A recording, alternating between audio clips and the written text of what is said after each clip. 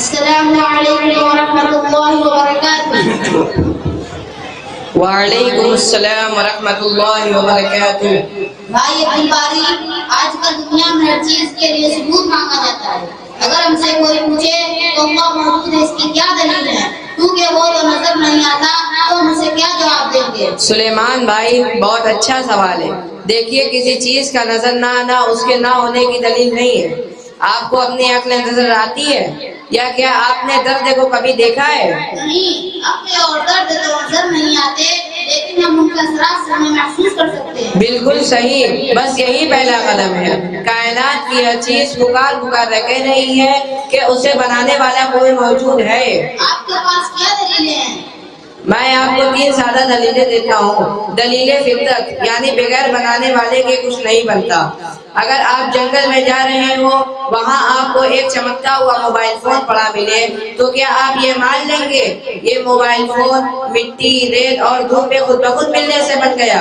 کس نہیں، عقل کہتی ہے اس کے پیچھے کوئی انجینئر اور بنانے والا موجود ہے۔ تو ذرا سوچیں، ایک موبائل فون بغیر بنانے والے کا نہیں بن سکتا، تو یہ اتنی بڑی کائنات، سورج، ستارے، چاند اور خود انسان کا پیچیدہ وجود بغیر بنانے والے کے کیسے بن سکتا ہے؟ دوسری دلیل، نظام کائنات، یعنی کائنات کا نظم و ضبط۔ ایک اسکول میں 2 پرنسپل ہوں تو وہاں کا نظم و ضبط بگڑ جائے گا، لیکن کائنات میں اربوں ستارے اور سیارے ایک خاص رفتار سے چل رہے ہیں۔ زمین نہ سورج سے دور ہوتی ہے کہ ہم جم جائیں، نہ قریب ہوتی ہے کہ ہم جل جائیں۔ یہ توازن اور بیلنس کون برقرار رکھے ہوئے ہے؟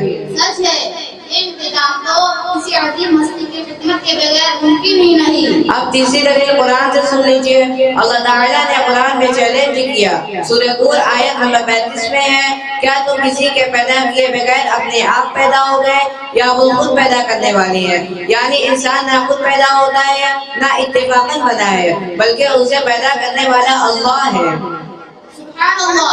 عبد الباری بھائی، آپ نے بہت آسان کر کے سمجھا دیا کہ جس طرح تصویر دیکھ کر تصویر بنانے والے کا یقین ہوتا ہے اور عمارت دیکھ کر عمارت بنانے والے کا، اسی طرح کائنات دیکھ کر خالق کا یقین ہوتا ہے۔ عبد الباری بھائی، آج کا دور سائنس کا دور ہے، کیا سائنس بھی ہمیں اللہ کی طرف لے جاتی ہے؟ بالکل سلیمان بھائی، سائنس دراصل اللہ کی فطرت کو سمجھنے کا نام ہے۔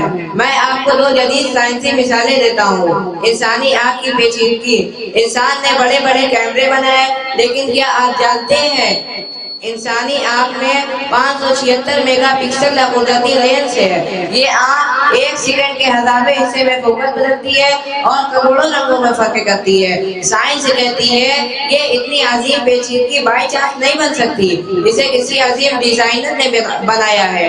اب دوسری مثال سن لیجئے۔ ہمارے جسم کے ہر گوشے میں ایک مائکرو اسکوپک چپ لگی ہوئی ہے جس کو ڈی این اے کہتے ہیں۔ سائنسدان کہتے ہیں ایک انسان کے ڈی این اے میں اتنی معلومات ہوتی ہے کہ اگر اسے کتابوں میں لکھ دیا جائے تو کئی سو لائبریریاں بن جائیں۔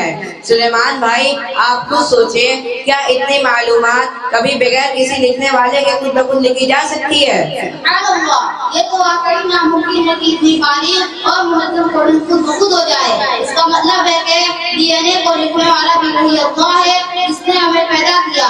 عبد الباری بھائی، ان سائنسی حقائق نے تو ایمان کو تازہ کر دیا۔ اب یہ بات واضح ہو گئی کہ سائنس اور عقل دونوں ہی خدا کے وجود کی گواہی دیتے ہیں۔ جزاک اللہ۔ عبد الباری بھائی، یہ دلائل اتنے مضبوط ہے کہ ایک عام فہم انسان بھی اسے تسلیم کیے بغیر نہیں رہ سکتا۔